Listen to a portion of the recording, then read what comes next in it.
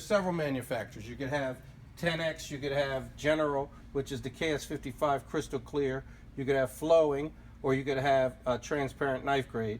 Flowing or knife grade, or crystal clear, or penetrating glue. It depends on what you're gluing together. If you're going to glue together two seams, two countertop parts, then you're going to use a knife grade transparent glue, or you can add colorant to it to match the stone.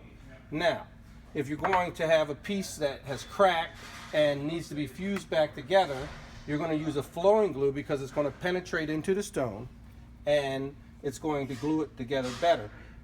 When you're going to mix the glue, glue comes in two parts. This is a polyester resin, right? So it's going to have the polyester resin and it's going to have a hardener, typically peroxide.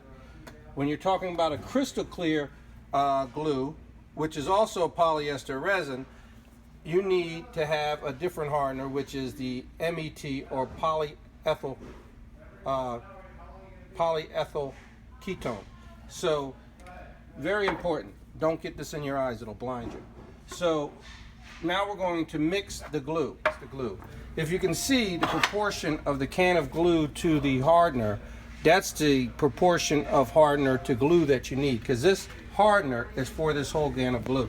So typically what you're going to do is you don't want to mix too much up at one time, because then it'll harden on you before you get to use it.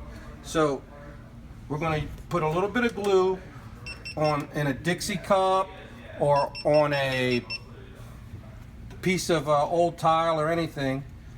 We're going to put a little hardener with it.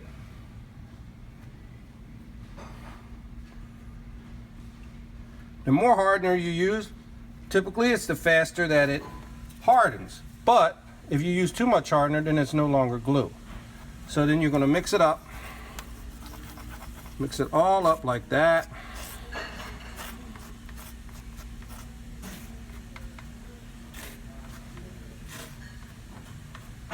And then the glue is ready to use. Now, what you do at this point is either you're going to use the stick or a razor blade, and you're going to take the glue and you're going to put it on the seam.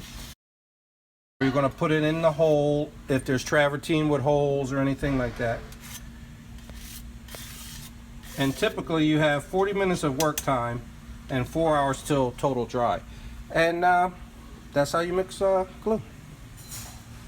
More videos on how to use stone related products such as blades and glue and all of those things, tune to our YouTube channel.